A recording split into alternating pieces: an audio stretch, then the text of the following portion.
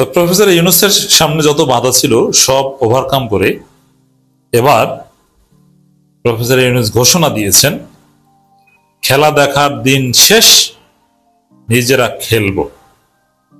কি খেলবেন? নতুন বাংলাদেশ গড়বেন। কেউ ঠেকাতে পারবে না, মূল কথা এটাই। আরো নানান দিক আছে। ভারত ষড়যন্ত্র করবে, অমুকে করবে, তমুকে করবে, কেউ ঠেকাতে পারবেন না। জুলাই সনদের ভিত্তিতে নতুন বাংলাদেশ হবে, এটা করবেন প্রফেসর ইউনূস। অতীতের সব জল্পনা কল্পনার অবসান ঘটিয়ে সবকিছু গুছিয়ে নিয়ে সব সমস্যার সমাধান করে প্রফেসর ইউনূস চূড়ান্ত ঘটনা ঘটিয়ে দিতে যাচ্ছেন। আমাদের যে স্বপ্ন নতুন বাংলাদেশ, বাংলাদেশ 2.0 রিসেট বাটন, সেটা করতে যাচ্ছেন। এখন এগুলো করতে হলে জনগণের ভিত্তি লাগে। রাজনৈতিক দলগুলো ডিস্টার্ব, এগুলোতে পারা যায় না, তাদের কামড়াকামড়ি সমস্যা আছে। কিন্তু প্রফেসর ইউনূস পদে পদে বাধার মুখে পড়েছিলেন।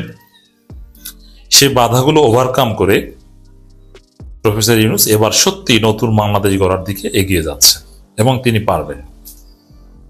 যুক্তরাষ্ট্রে নিয়ে বিএনপিকে সুন্দরভাবে ম্যানেজ করে ফেলেছে, বিএনপিকে হাত পা বেঁধে ফেলেছে।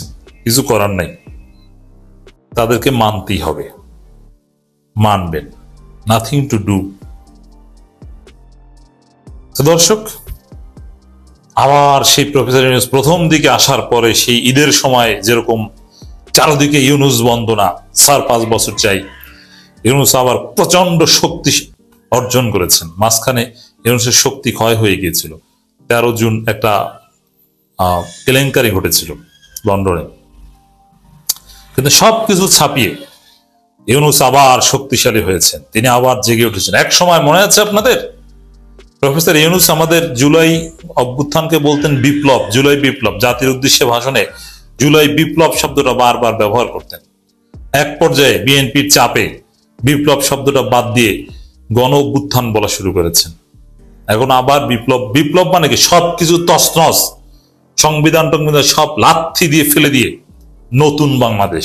প্রফেসর ইউনূস নিজে বলেছেন রিসেট বাটন, মনে আছে? পরে কিন্তু ইউনূস দুর্বল হয়ে গিয়েছিলেন নানান কারণে, ষড়যন্ত্রের মুখে। কিন্তু এখন আবার প্রফেসর ইউনূসের মুখে সেই বিপ্লব, আবার রিসেট বাটন, আবার সেই পুরনো কথা আমরা শুনতে পাচ্ছি। দর্শক, তিনি বলছেন এবার আমরা খেলবো। এটি ঐতিহাসিক ঘোষণা, তাৎপর্যপূর্ণ ঘোষণা। ইউনূস খেলবেন। এই খেলা মানে বাংলাদেশ, নতুন বাংলাদেশ গঠন করবে। তিনি বলছেন জুলাই গণঅভ্যুত্থানের ফলে যে পরিবর্তনের স্বপ্ন আমরা দেখেছি, তা এগিয়ে নিতে প্রবাসী বাংলাদেশিরা তাদের নিজ নিজ সক্ষমতা অনুযায়ী গুরুত্বপূর্ণ ভূমিকা পালন করতে পারে। নিউ ইয়র্কে একটা প্রোগ্রাম বলেছেন, এখানে যে প্রোগ্রাম এখানে বলেছেন সেখানে সব দল ছিল, একটা ঐক্য, একটা অভূতপূর্ব ঐক্য। আবার প্রফেসর ইউনূসের সে ঐক্যে নতুন বাংলাদেশ গঠনের ঘোষণা, এবং এই ঘোষণাকে আবার অ্যাপ্রিসিয়েট করেছেন বিএনপি নেতা, জামাত নেতা, এনসিপি নেতা, এবং প্রবাসীরা ওয়েলকাম করেছে। অসাধারণ অগ্রগতি। দর্শক, পরিস্থিতি সেদিকেই যাচ্ছে। নিউ ইয়র্কেই বাংলাদেশের রাজনীতির ভবিষ্যৎ নির্ধারিত হচ্ছে, ভবিষ্যৎ রূপরেখা স্পষ্ট হচ্ছে। দেশ ও জাতি পুনর্গঠনে প্রবাসী বাংলাদেশিদের সহযোগিতা চেয়েছেন প্রধান উপদেষ্টা প্রফেসর মোহাম্মদ ইউনূস। দেখেন, এই প্রবাসীরা প্রফেসর ইউনূসের অন্যতম বড় শক্তি, শক্তির উৎস। আমি যে বললাম যে প্রফেসর ইউনূস শক্তি সঞ্চার করেছেন, এবার সংস্কার করবেন, বাংলাদেশ 2.0 করবেন, শক্তি রিসেট বাটন কার্যকর করবেন। এটা করতে হলে তো শক্তি লাগে।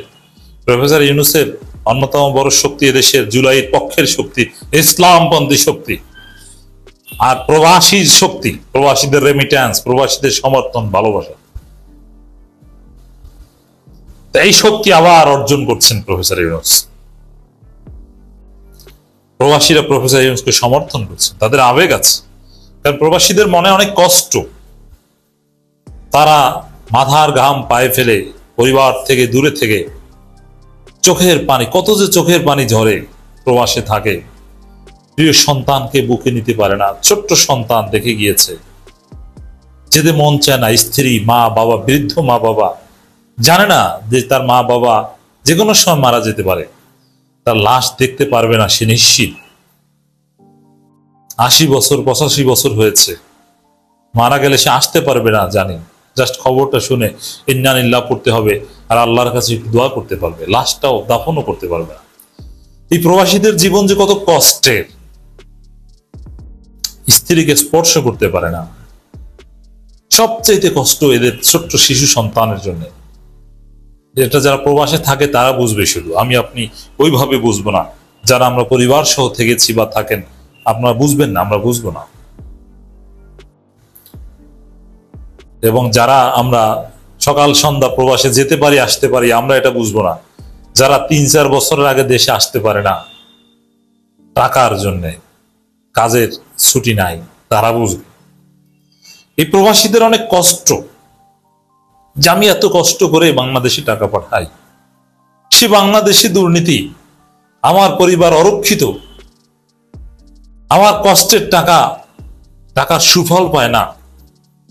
এই রেমিটেন্সে দেশ চলে, অথচ সুশাসন নাই।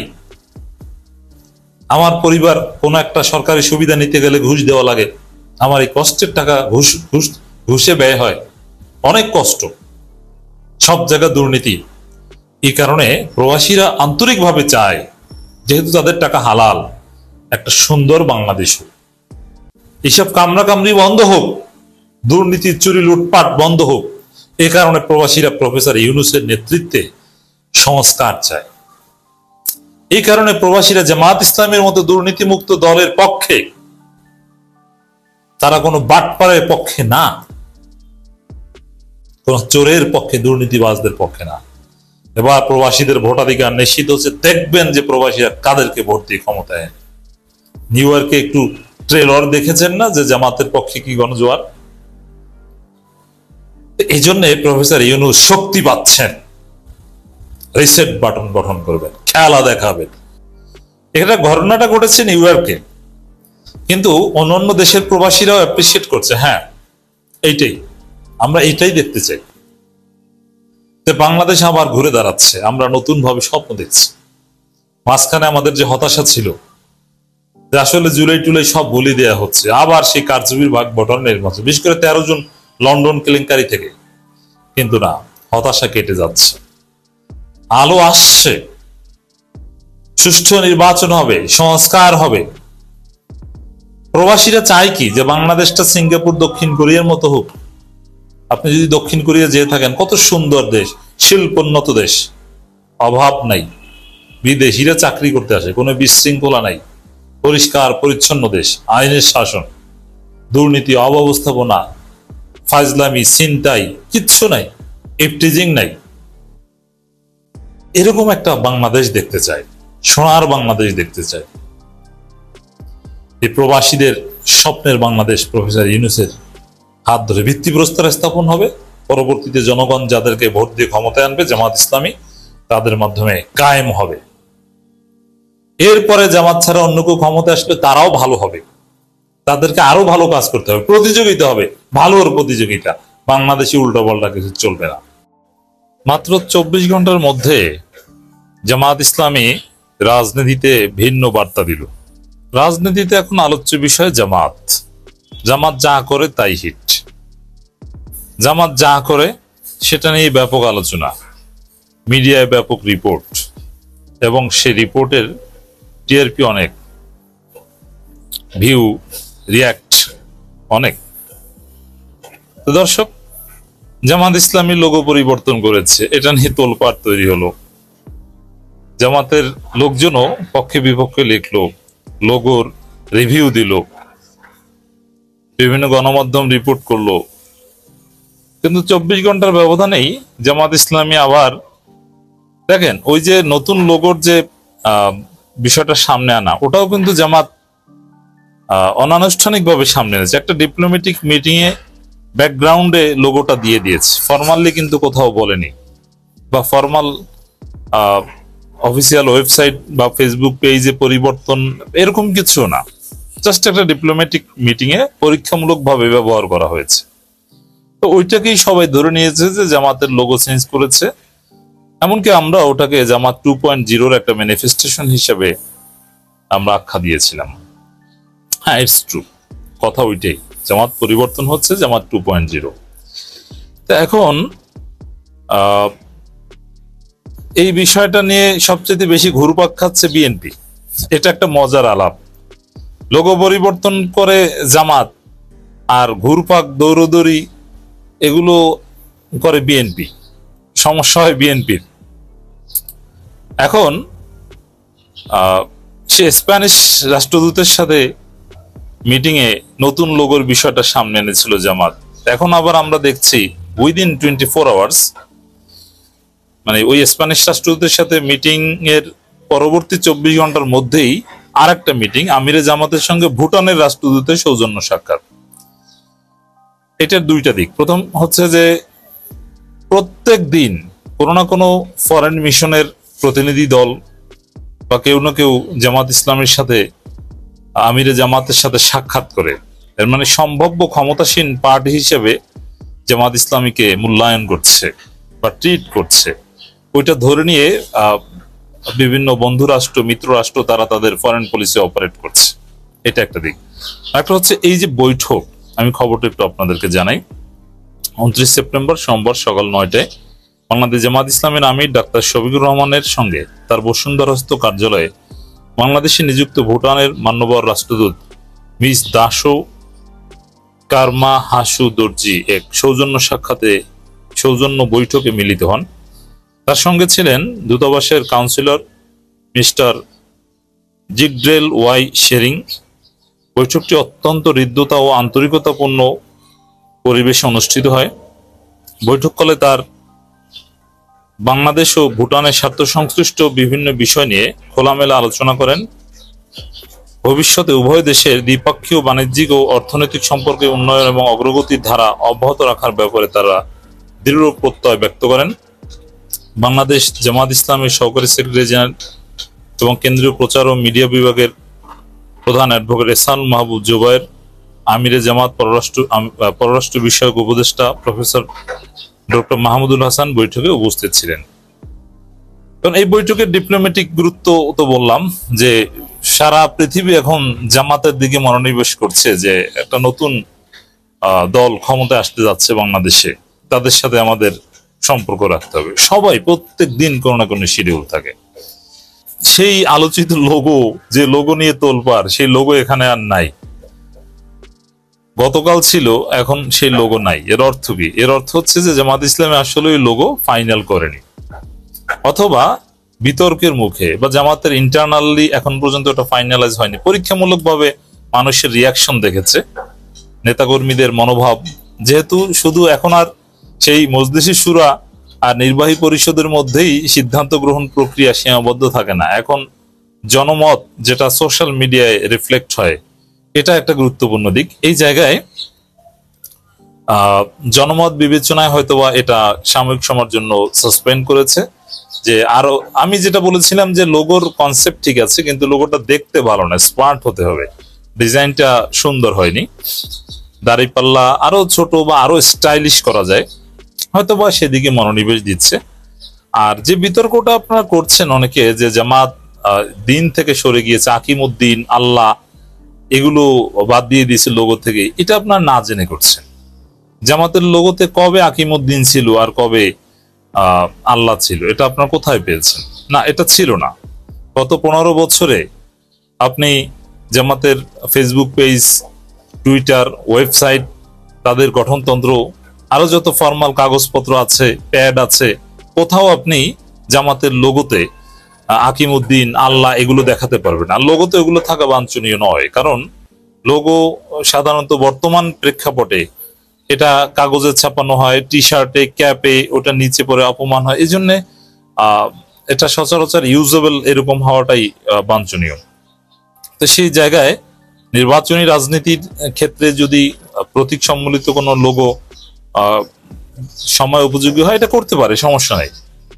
আর কে বলেছে আকিমউদ্দিন বাদ দিয়েছে? আপনি আকিমউদ্দিন এটা ছিল কোন ইসলামী দলের লোগোতে কোরআন হাদিস আছে? কোরআন হাদিস সম্মিলিত লোগো, যে জিনিসটার সচরাচর ইউজ, এটা না থাকাটাই বাঞ্ছনীয়, হোয়াট এভার। এবং আমিরে জামাত তার ডিপ্লোম্যাটিক, আমি এই পরামর্শটা দিয়েছিলাম, জামাতের ডিপ্লোম্যাটিক মিটিং এর যে জায়গাটা, রুমটা, এটা আমিরে জামাতের ব্যক্তিগত কার্যালয় থাকা উচিত ডিপ্লোম্যাটিক এরিয়ার আশেপাশে। আমি গুলশান 2 সাজেস্ট করেছিলাম, হোয়াট এভার, একটা ভালো জায়গায় করেছে। অনেকেই পরামর্শ দিয়েছিলেন, এটা একটা পজিটিভ দিক। আর একটা হচ্ছে যে ডিপ্লোম্যাটিক মিটিং এর যে সেট আপটা, এটা খুব দুর্বল ছিল। এমনিতেও বাসা বাড়িতে যে সোফা থাকে ওইভাবে বসে, অথবা যে কনফারেন্স টেবিল, ওগুলোতে বসে ডিপ্লোম্যাটিক মিটিং করতো, যেটা একদম অড ছিল। এখন পর্যন্ত মগবাজারে কনফারেন্স টেবিলে বসে ডিপ্লোম্যাটিক মিটিং করে, যেটা হাস্যকর। ডিপ্লোম্যাটিক মিটিং এর সেট আপ এবার আমিরে জামাতের ব্যক্তিগত কার্যালয় বা তার বাসভবনে, সম্ভবত বসুন্ধরা, এইটা ঠিক আছে। এখানে দুই দেশের পতাকার ব্যবস্থা থাকবে, পেছনে দুই পাশে দুইটা লাইটের মতো, এবং মাঝখানে একটা টেবিল, দুই পাশে দুইটা চেয়ারে প্রধান দুইজন বসবেন, এবং তার দুই পাশে সোফা থাকবে, দুই দেশের প্রতিনিধি বসবেন। এটা হচ্ছে ওয়ার্ল্ড ক্লাস বা world wide accepted diplomatic meeting এর সেট আপ, এটা জামাত করেছে। তো এইখানে বিএনপির সিনিয়র যুগ্ম মহাসচিব রুহুল কবির রিজভী, ছাত্র দলের কিছু ছাত্রী, তারা এটা নিয়ে চিল্লাচিল্লি করলো, এই যে জামাত গেছে, জামাত গেছে, জামাত ইসলাম থেকে বের হয়ে গেল। মানে তারা হচ্ছে মনে হয় যেন চরমোনাই বিএনপি ইসলামী দল, আর জামাত হাকিমউদ্দিন বাদ দিয়ে দিয়েছে। এখন গঠনমূলক সমালোচনা করছে, ভাই আপনার একামতে দিনের পথে থাকলেন না, কাজটাকে ঠিক হলো। বিএনপি এরকম ভাব নেয়। তো রুহুল কবির রিজভী কত কথা বললো, জামাতের লোকজনের চাইতে মনে হয় যেন বিএনপির লোকজনের আগ্রহ বেশি লোগোর বিষয়টা নিয়ে। কিন্তু কই, লোগো তো ফাইনাল করলো না, চেঞ্জ করলো না। এখন আজকের বৈঠকে তো কোনো লোগোই নাই। মানে বিএনপি আসলে জামাত নিয়ে একটা কঠিন পরিস্থিতিতে আছে, একটা বেকায়দায় আছে, বারবার হোঁচট খাচ্ছে। জামাত প্রশ্নে বিএনপি ঘুরপাক খাচ্ছে, গুজব প্রচার করছে। মানে মরিচিকার পিছনে রুহুল কবির রিজভীরা দৌড়েছেন। এখন এই যে জামাত আরেক খেলা আপনাদেরকে বোকা বানিয়ে দিল। লোগো নিয়ে এমনিতে যাই হোক, লোগো এটা জামাতের প্রক্রিয়াধীন বিষয়, ঠিক তৈরি করার কাজ চলছে। আরো অনেকগুলো অপশন হয়তো আপনারা দেখবেন, মতামত নেওয়া হবে।